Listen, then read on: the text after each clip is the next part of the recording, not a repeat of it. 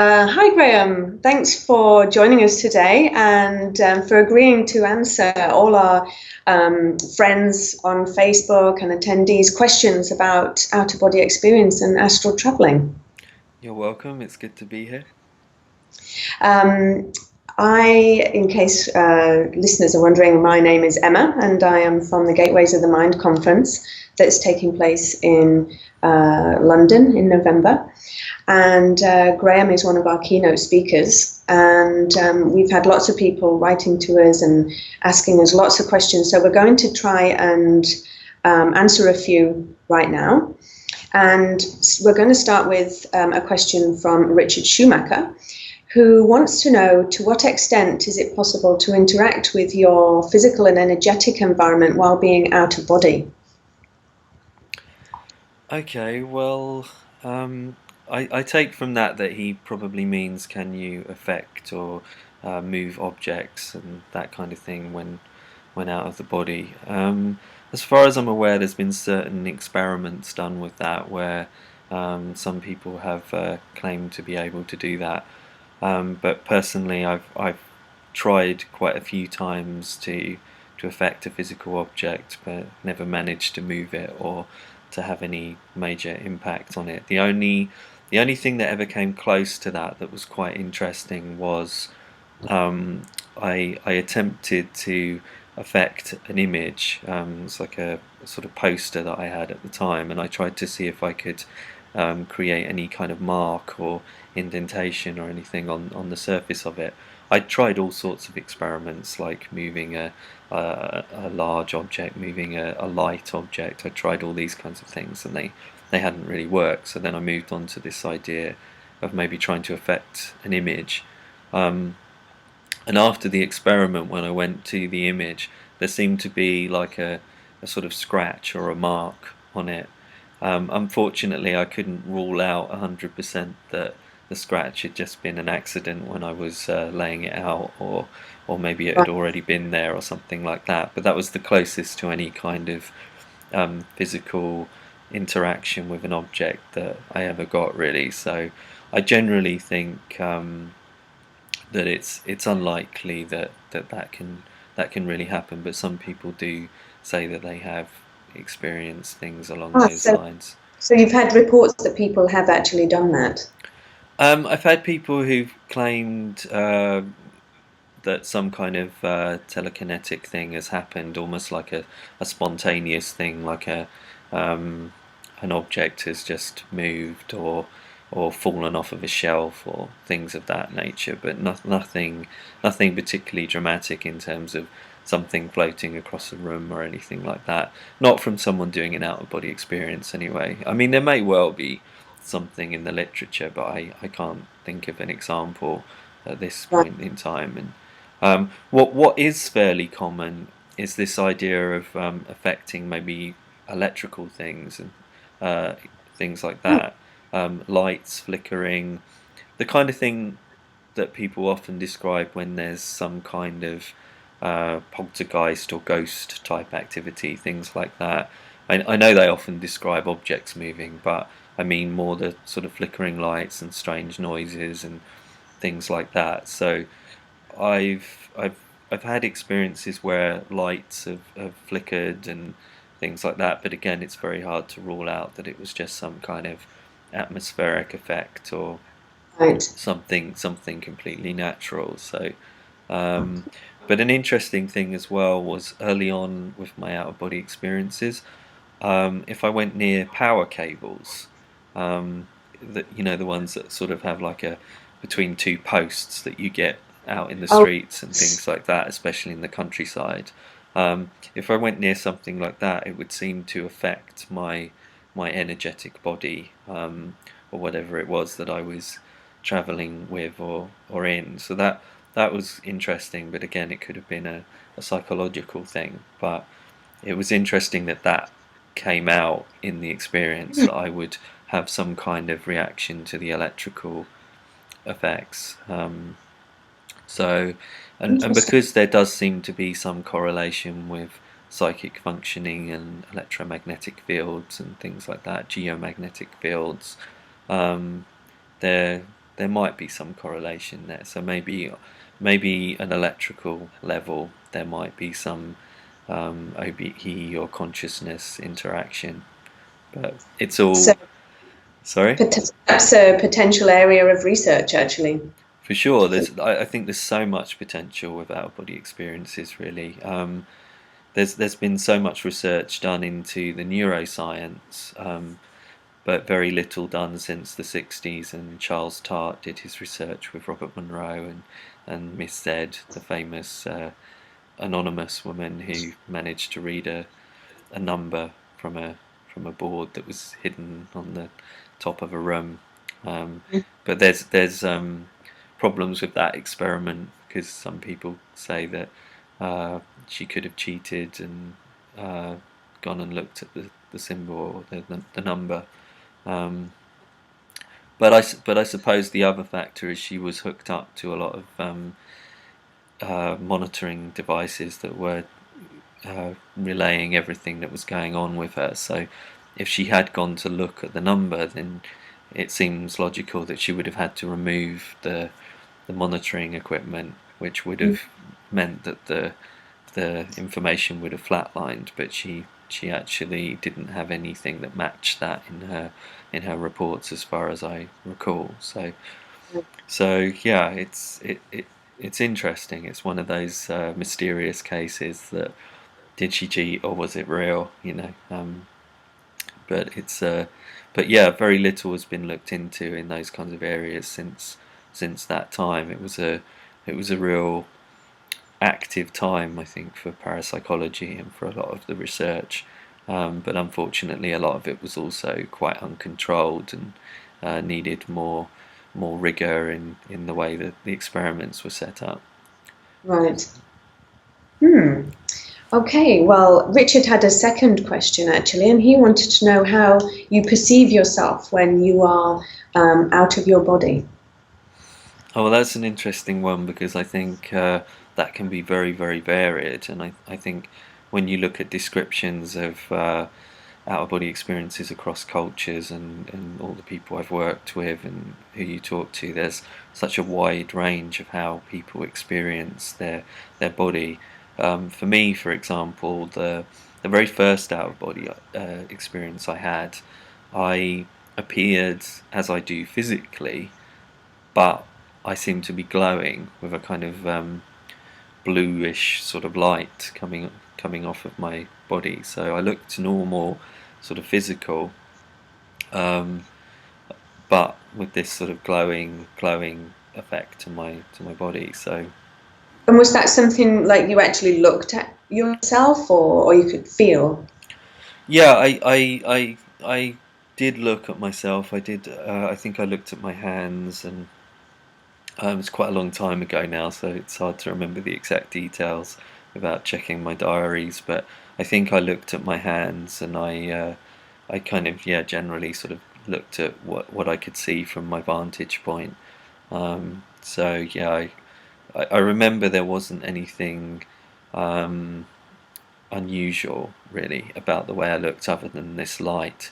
But then in other experiences, I remember the same sort of thing, looking at my hand, but the hand looked almost translucent or transparent, even, with sort of like my skin was made from some kind of clear material rather than skin. It was sort of like this, and there was this, again, this sense of energy. So it was like an energy body type experience. But then in other OBEs, I've seemed completely just like a ball of energy, or not even a ball of energy, like a point of awareness. But a ball of energy is quite common. And then that's interesting again, because if I think about when I was about 16, I was with a close friend of mine called Jan, and we were doing a meditation, and we both saw a sphere of energy, a green sphere around the size of a basketball, that floated down in front of us and stayed there for maybe around 10 minutes. So I've often wondered if this kind of idea of a sphere or an orb is actually something to do with the nature of how spirits or extended consciousness or whatever we're dealing with, if that's maybe the form that those kinds of things will take. Um, Hmm. but again, that's not to say I think that the blobs on photographs are I real. was just thinking the same thing. Yeah, perhaps they are astral travelers. Well, from my knowledge of photography, I tend to think that they're just an artifact of digital photography. Unfortunately, I think most of those dots are just reflective dust or particles of water and things like that that are being captured as the focusing operation happens within the camera. So unfortunately, I don't think they're anything paranormal, but at the same time, um, I do think that there may well be something to the idea that out of body experiences or astral bodies, whatever you want to call them, may well have some kind of sphere or orb nature to them. Your form, yeah. Yeah. As far as the physical body, when I've looked at my physical body, it usually doesn't really even feel like me. It just feels like um, an object, like looking at a sofa or something in a room. It doesn't have any particular increased emotional connection for me when I see myself from the out of body state. Do you think that's changed that perception across the years? Because you're a very experienced explorer in this sense. So, do you think that the relationship to your physical senses changed over the last 25 years? I don't think it's changed a lot. No, I think a lot of things have changed, but not really my sense to my body. But I think the out of body self has definitely changed. I think that early on I was much more connected to a sort of physical understanding. I was much more aware of identifying myself as a body. So a lot of my early experiences, I did have a body. I was very much the idea of there being an energy body and that kind of thing was very just. I assumed that was the way it was, and I didn't really question that at that point. Um, but then as time moved on, and I started to move further with my out of body experiences, and I started to be more adventurous, if you like, and try to push the experience a bit and try to see what I could do with it and where I could go and things like that.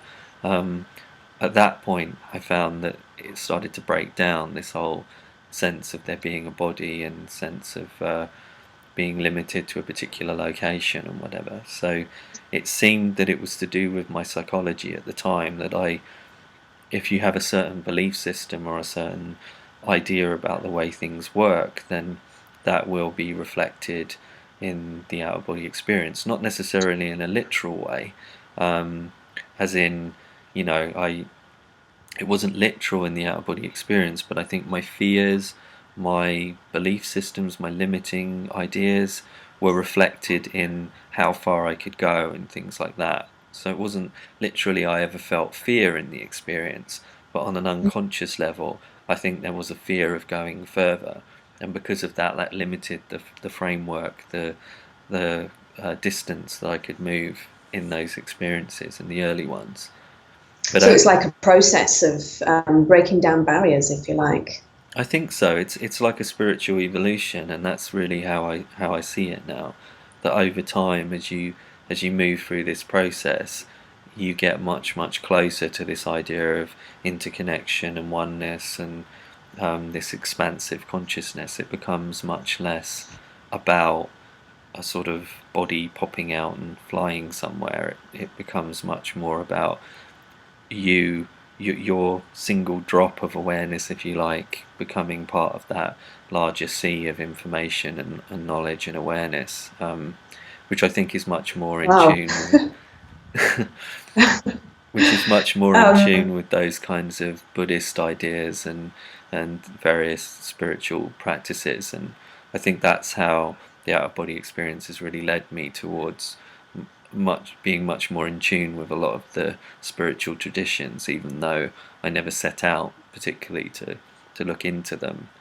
mhm. Um, but it's been inevitable because as you experience that greater consciousness and that oneness, it becomes very, very difficult to think about things as all separate and me, or whatever. It becomes much more natural that you would see things as all one, and that you wouldn't limit yourself to just being a body and a individual identity. Mm-hmm. That we're all interconnected.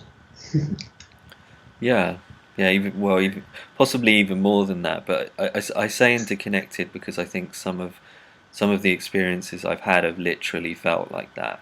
There's one particular experience that I think of is one that looks. It felt a lot like a painting that I've seen by Alex Gray, if you know him, the artist.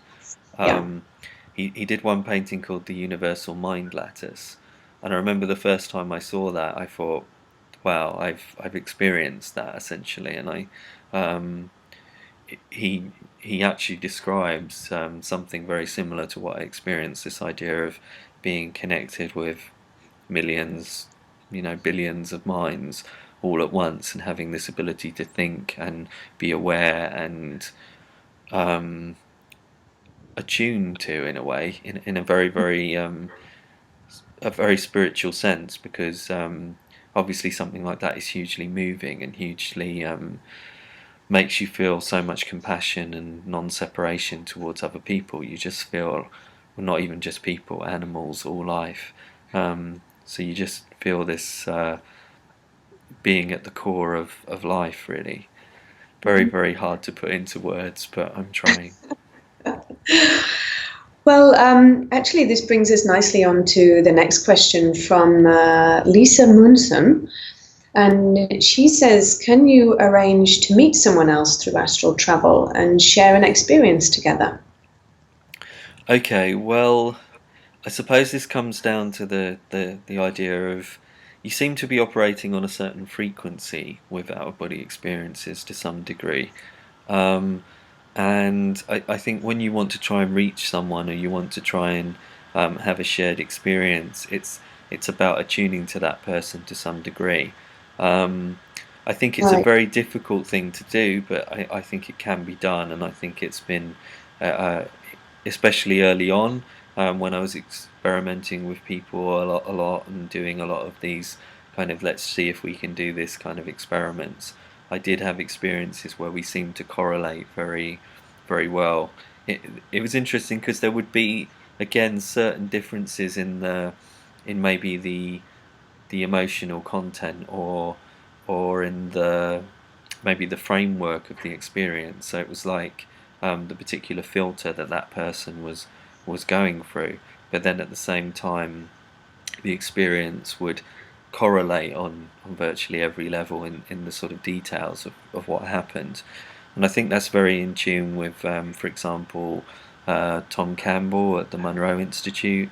I remember there was quite a breakthrough moment for him when they did I forget who he was actually, who his shared experience was with, but Robert Monroe was monitoring the experience, and Tom Campbell was in one check unit at the Monroe Institute, and the person he was doing the experiment with was in the other one. And when they came out, Monroe basically read off the transcript of what they'd been describing. So they were in this sort of semi out-of-body state where they were still able to communicate and relate back what was happening, but then at the same time they were almost completely correlated in what they were experiencing. So together in their experiences, they were experiencing it as if they were together. So Is it that you probably have to have the intention to have the same frequency, if you like? It's not a random meeting. I think so. I've randomly met people in the out-of-body state, but unfortunately I haven't been able to verify those experiences. One time I was on the Edgware Road in London, floating along the Edgware Road, and Two better places to be. sorry. No offence if anybody lives on the Edgware Road. Well, just Sorry, I carry on. used to. Um, but she came along. There was a woman basically came alongside me, and she was aware of me, and I was aware of her, and we sort of had this kind of telepathic communication for a second or so in the experience. And that was pretty much it. So I wasn't really able to correlate that, but it was interesting because it very much felt like she was having an out of body experience. It wasn't like she was a spirit or anything like that. It felt like this is a person also having an out of body experience. Um, but yeah, unfortunately, I there was nothing evidential that I could get from that experience that I could check. So it sounds like a very difficult thing to do, actually, to share an out of body experience with somebody. Yeah, it's something that you'd have to intend to do, and you have to practice, and it has to be done probably over a period of time, really.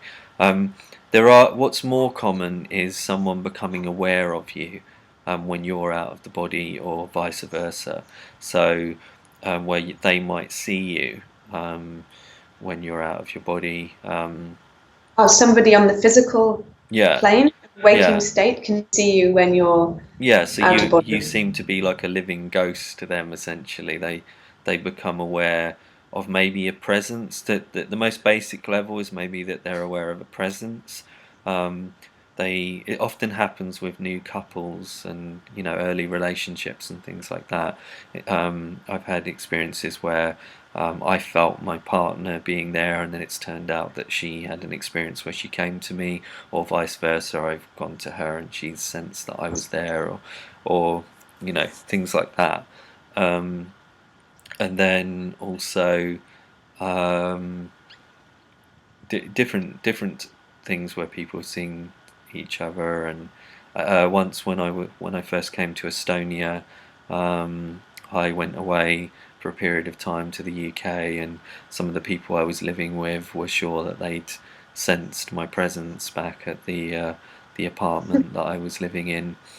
Um, and a very interesting one. One of my earliest students, a girl who I worked with many years ago.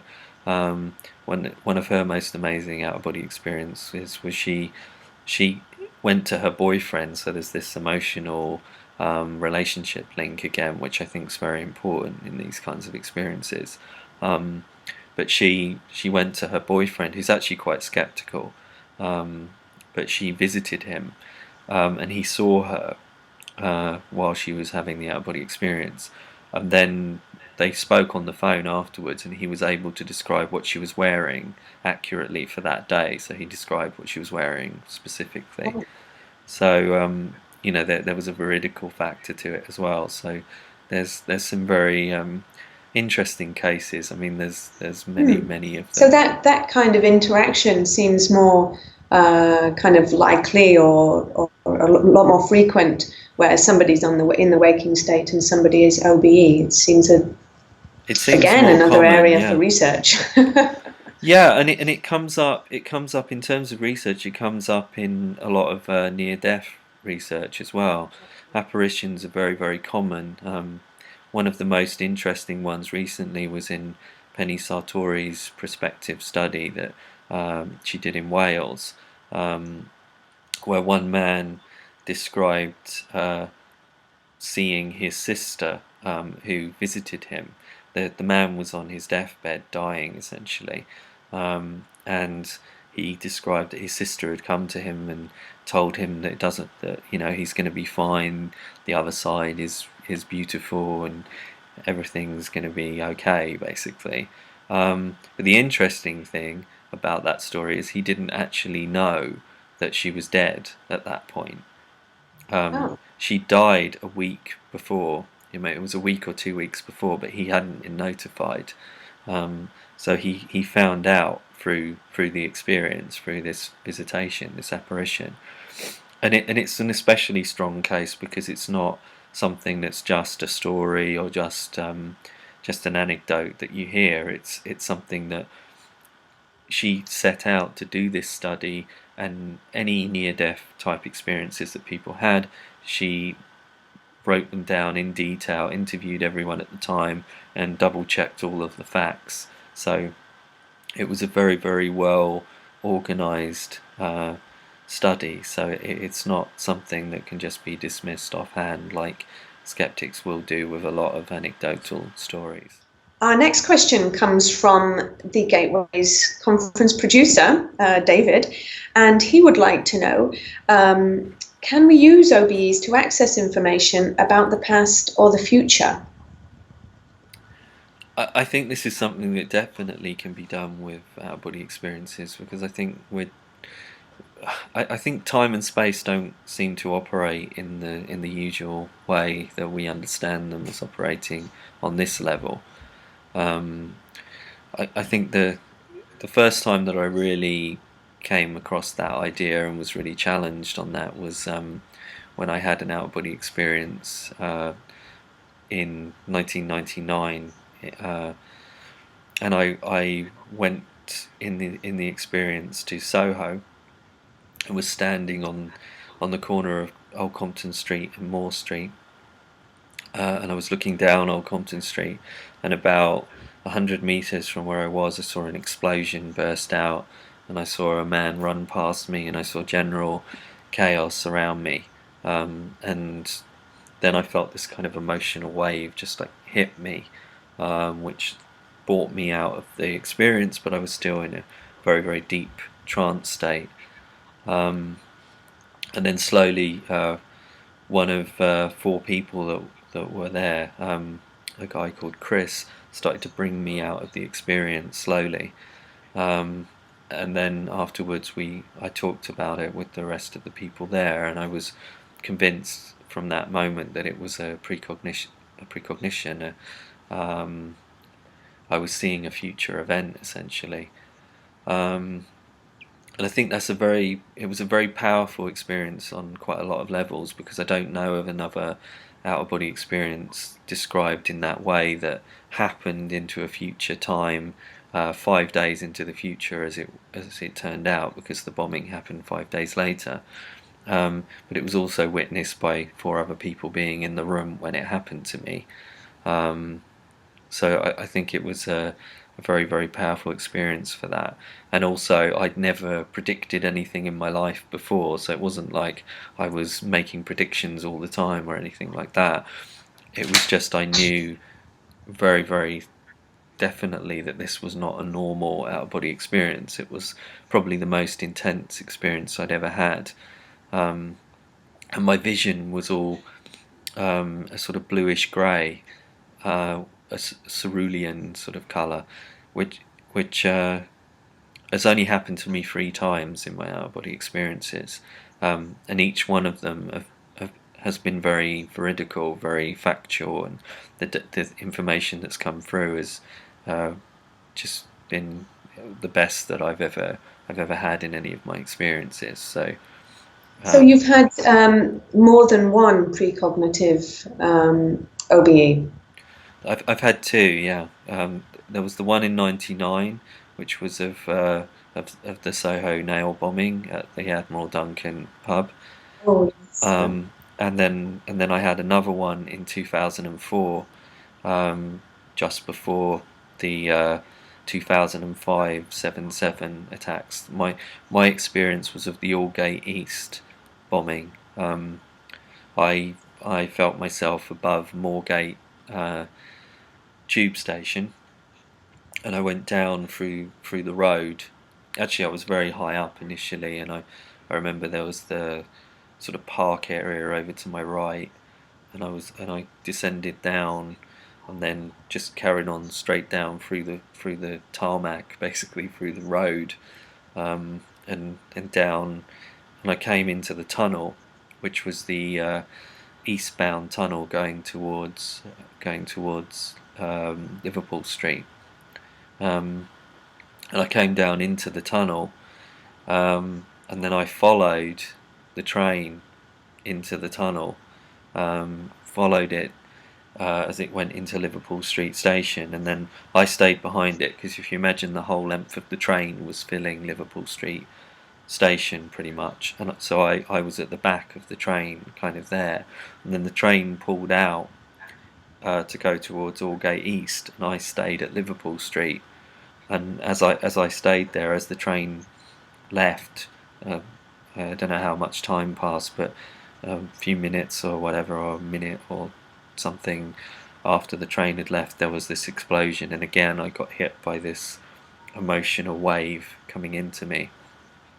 Um, so yeah, and that was quite a while before the actual event. So that was quite, and it actually, because of the Soho experience, I was much more aware that this was something that I could potentially avoid, or maybe help other people to avoid. So I was sort of trying to say to people to avoid the kind of the circle line, and try to avoid the, those particular tube routes, and whatever.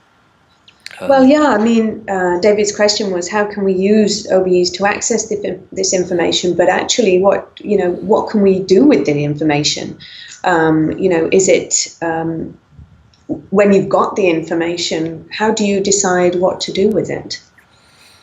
Well, I don't think it's something I would have intentionally wanted to know necessarily. I don't know. It was I didn't really like the fact that it made me a little bit fearful of being on the tube, and I didn't know exactly how to use the information, or whether it was just complete, just I was imagining it, and maybe that the Soho experience had been a one-off thing, or it's very hard when you've only had one previous experience like that to really know how to take the second one, if you like, especially at the point that you don't know whether it is actually going to come true, or whether it is actually going to happen. So I Yeah. was going through this whole process of, and I was really questioning whether such a thing could be possible.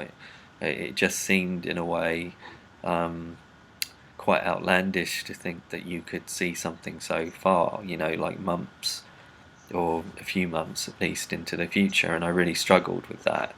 Um, Mm. and I suppose there was the sort of Edgware Road connection again, because of the I mean, it's where I grew up. I used to live there, and Edgware Road is also, my dad used to work on the tube station there. So there's sort of lots of Okay. So you had a strong connection with the place. there's a strong connection with the underground, with London, with, as well, with Soho. I used to work in Soho as well, so there's kind of a lot of those experiences around that time seemed to be to do with London and connected with that kind of thing. So yeah, it was very much seemed logical that I would pick up something like that. But I suppose it could also be seen that maybe I was having some kind of vision of the intention or the potential for that to happen. Maybe the intention of the bombers, or the something like that. So there are ways to look at it that don't necessarily require you to see it as a future precognition event, but it did very much feel like it was something that I was seeing that was a future event. But I like to remain open about these things, and try to, as we learn more and as we explore more, we can then maybe nail down what we really think was going on. But I think I want to have a learning perspective on these things, and keep open and keep exploring what might take place.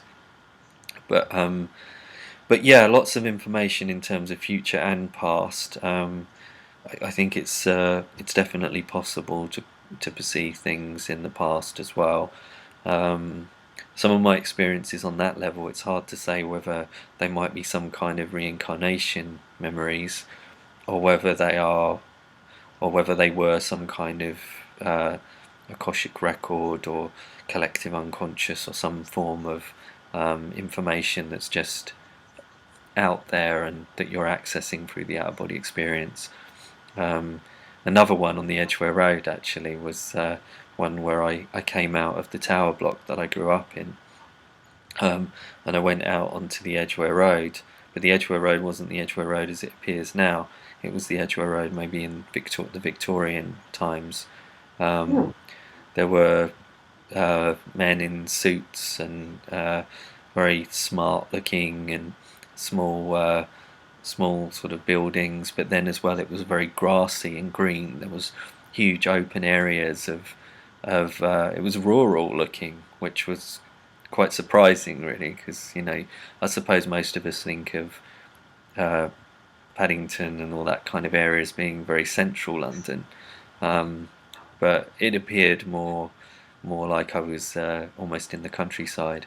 But then as well there were traits of London as well, because there were traders. I remember there was some sort of young, sort of working class people, and there were carts. I remember like the sort of horse and cart type things, and they were painted very vividly with bright colours, which again was something maybe I wouldn't have assumed or wouldn't have thought about. So there was this rural thing, plus they were painted in a very brightly coloured way. So there were a few things that sort of challenged my preconceptions in a way as well. Um, yeah, oh, so interesting. that again, I don't know whether that was some kind of reincarnation thing, or whether that was a picking up information that's recorded in some kind of field of information, or whatever. I know Michael Persinger, the scientist who does a lot of telepathy research and things like that. He has this interesting theory that the geomagnetic field around the Earth has enough energy to contain all of the thoughts essentially that have ever existed on the planet. This is kind of Wow. what he gets at. So in a way, if you look at it like that, then maybe this sort of all this information is contained in this magnetic field somehow. And he works with magnetic fields to enhance telepathy, and he feels that he's shown in a very definite way that telepathy is real by, for example, he'll put a magnetic field around one person's head and then put the same field around another person's head, separate them so they can't see each other, they're not in the same room, anything like that. And then he'll flash a bright light into person A, into their face, and person B will have a reaction in their brain as if they've seen a bright light. So this is a Oh, very repeatable, clear experiment. It's interesting getting into the time thing again, because then there's people like Dean Radin who've been doing research into precognition, or presentiment to be exact, which is feeling the future. But the way he works is he does it where it's unconscious. So he'll monitor the galvanic skin response, so the sort of electrical activity in your skin using sensors. And what will happen is he'll show emotional images and non-emotional images to the person, and he'll monitor them the whole time. And what happens is just before they're shown the emotional image, there's already the peak begins. There's already a reaction in their electrical activity. Whereas on the calm or unemotional images, there's no particular reaction. So it shows that we have an unconscious often response. So this is a bit like when people say like a gut instinct or a feeling in their stomach that they shouldn't do something. It's unconscious, but you can become aware of it. And I think that's often how future senses take place. So hmm. I mean, it's becoming very obvious to me that there's just huge areas of research that just kind of a potential research that can be done, and people should be more interested in it, and pioneering this research, because there's so much that we still don't know, even after your 25 years of exploration. So, well, there's a lot of stigma, unfortunately, within the scientific community, because I think that these kinds of areas, parapsychology and anything to do with psi or psychic functioning, is generally considered in the same bracket as superstition, and because of that, in the same bracket as religion. Um, mhm. and for a lot of people in the scientific community and um, the more secular academic world are very, that they're almost expected to be skeptical of these kinds of things and expected to reject them without any inquiry into them.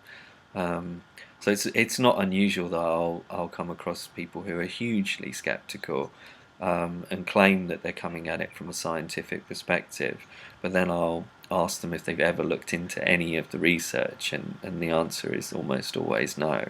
Um, they'll quote James Randi or something, who's not a scientist, and any more than I am. It's but the thing is, we need to try and work with scientists, and sort of have an open mind, and see if there's anything there. I have a couple more questions that are a bit more on personal advice kind of level. And we have a question from Lindsay Drea Van Hove, who wants to know, what do you have to do if you can't seem to separate from the body and can only have half OBEs? Is it because of fear? And that maybe an expectation, because she said she's tried many things. So what do you think that could be? That's an interesting one. I suppose it would depend on the exact context of how she's trying to exit the body. Might need a bit more information to get to the root of that. But yeah, I suppose the obvious one would be fear. But I suppose it can also be some kind of lack of physical relaxation, or things like that. It could be some kind of it could mean that she needs to go deeper with her state of awareness before she actually goes into the process. For example, if I feel like I'm stuck, or I can't get any further when I'm trying to actually leave the body, there's often this situation where it might be because I'm tense because of the day that I've been through, or I haven't fully gone through the process properly. So I think sometimes it can be those kinds of factors as well. It can be a sort of almost a physical thing, almost that there's some kind of limitation there on some level. Maybe the environment that she's in is not conducive to it. Maybe she could try an alternative environment, something like that. But like I say, I think I'd need a bit more information to really get to that. But I think maybe she could even consider exploring within herself, maybe some kind of self-hypnosis or something like that, to really try and look at what might be holding her back in some way. Because I'm pretty sure that it would be within her the answer to what might be holding her back there.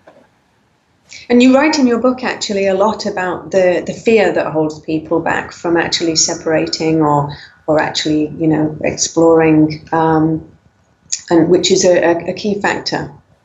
Yeah, I think, I mean, when I say fear, it's not necessarily a really grand fear or a very conscious fear. It can just be something that's almost unconscious. It can be a very subtle thing, that you're hardly even aware of. It could be just that you're building up to this point where you feel comfortable. So it could almost be that she doesn't feel comfortable enough yet to go any further with the process. But it's very, very hard to know exactly.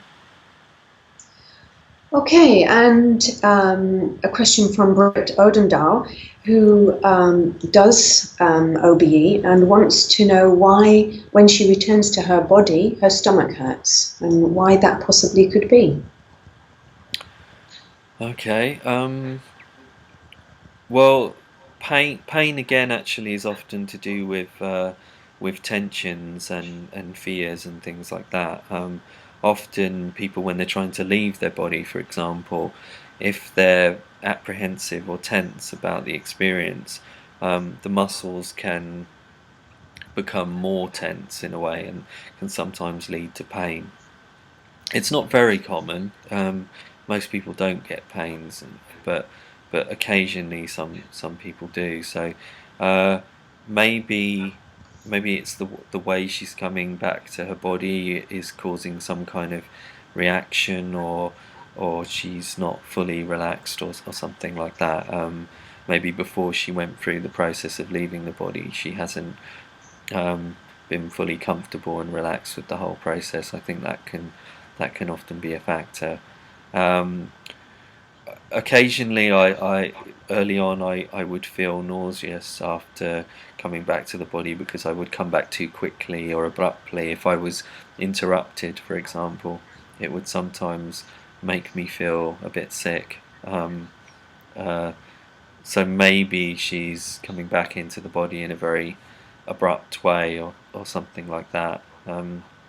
So it could be to do with actually how she's coming back, and it could also be to do with if she's got tensions, or fears, or apprehensions about the process. Like it could be that that's staying with her even though she's actually getting out of the body.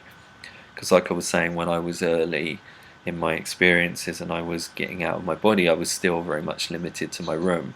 So although I was getting out of my body, I still had these unconscious factors that I needed to overcome. Mhm. So she should really look at her the exit process and the re-entry process that she goes through, and have a analyze them and see where she can maybe improve them, and maybe spend a little bit longer in both processes. Yeah, maybe just sort of take her time a bit more with the process, or something like that. But again, I'd need to have a bit more info on what exactly she's experiencing, and how she's coming back to the body, how she's leaving the body, those kinds of things. Okay. Great. Well, thank you very much, Graham, for your time. I know we've been probably talking for about an hour now, so that's great. Thanks for all the information and for answering all the questions that people have written to us. And we really look forward to welcoming you to the Gateways Conference. We can't wait. It's in about 3 weeks' time, and on the 3rd and 4th of November. And yeah, I can't wait to see your presentation. We're all looking forward to it, actually, the whole team. So, Oh, great. Well, thank you, and yeah, I'm really looking forward to it too. great. See you in November. See you.